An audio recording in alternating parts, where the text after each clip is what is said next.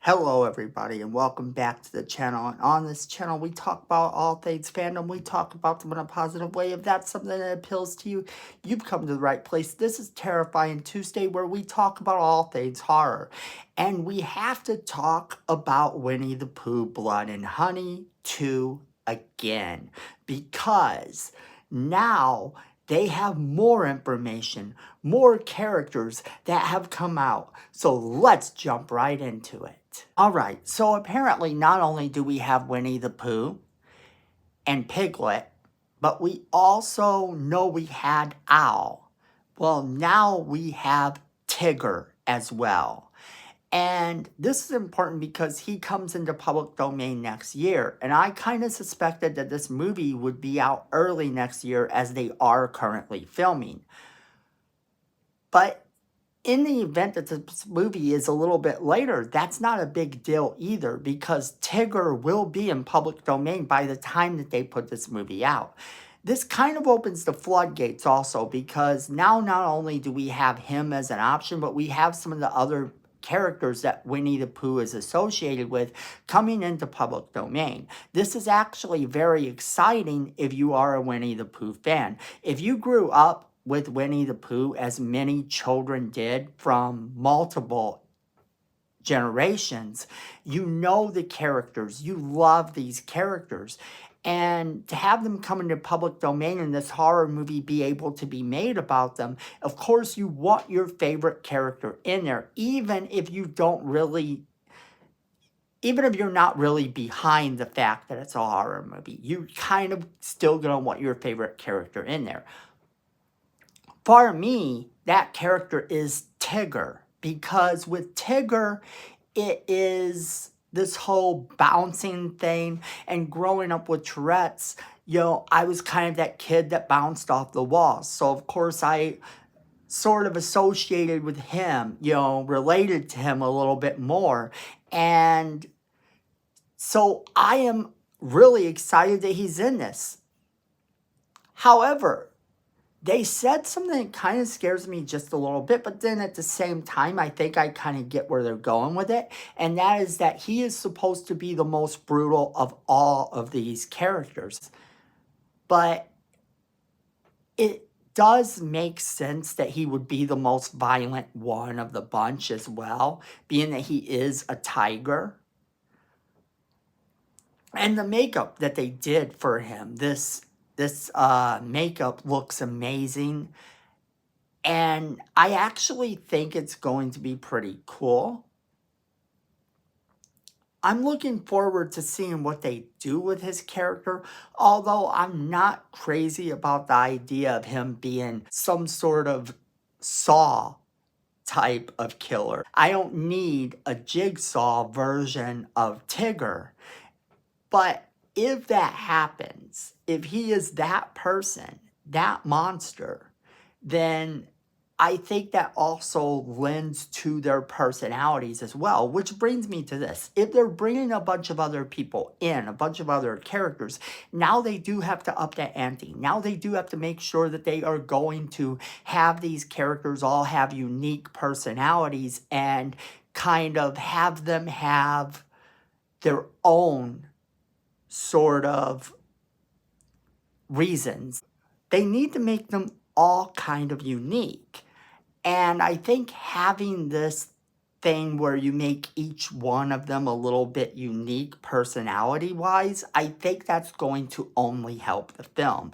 Because honestly, if they all act the same, then it really just would become an old trick really, really quick.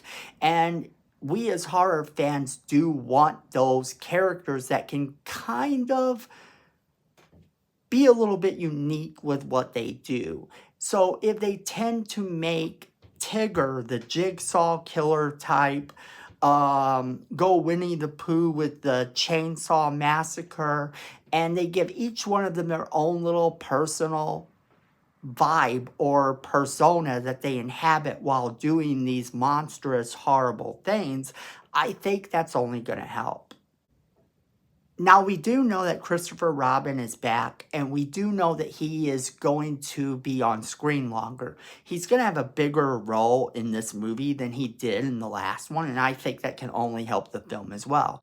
The one thing that kind of does worry me that I've heard is that they will be going away from 100 Acre Wood and kind of exploring the world. Now, if they do this to catch up with Christopher Robin, I think there's nothing wrong with that. That could prove to be a very cool thing. But then they do have to send him back to 100 Acre Wood. They have to send them back there because to have those killers be anywhere other than 100 Acre Woods is not going to help them at all.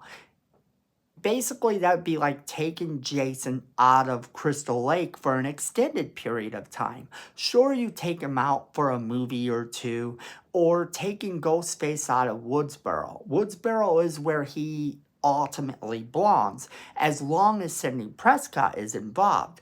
Now, once Sidney Prescott is gone, then the sky's the limit for that character.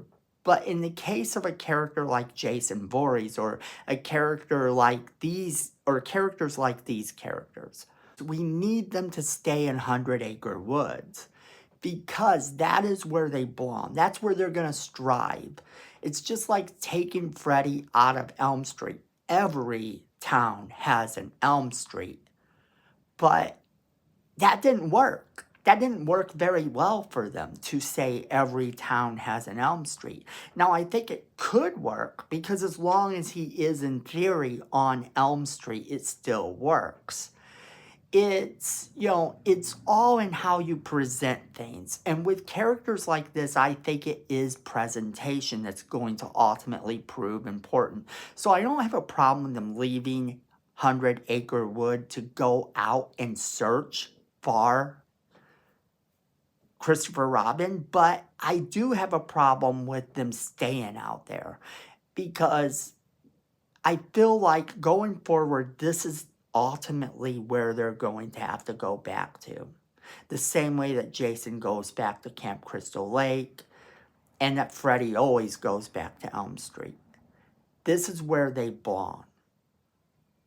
And if they do a Neverland one and they do this whole Bambi one, then they're going to belong where they belong as well.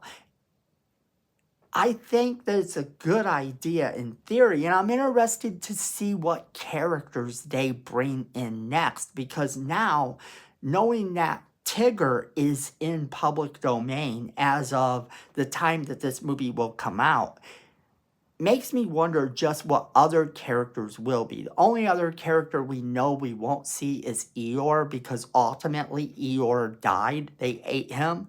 Now, I think Eeyore might not have actually died. Maybe that was just something we heard, and maybe there's more to the story and it's not quite true, and Eeyore could be there too. Who knows? Maybe it's something they told Christopher Robin just to make him feel bad. We don't know. But I want to know what you guys think about all of this news. Are you excited? And what character from Winnie the Pooh do you want to see in Winnie the Pooh Blood and Honey 2? As always, we want to know what you guys think, so make sure you leave us that comment in the comment box below, letting us know what you think. And don't forget to share this video with all of your friends so that they can be a part of the conversation as well. Then make sure you're hitting that like button. It's free. It helps the channel, and we appreciate it.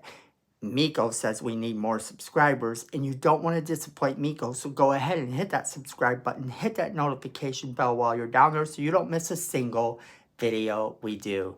And then, friends, at the end of the day, I know it, you know it, and Miko knows it. Fandom is family.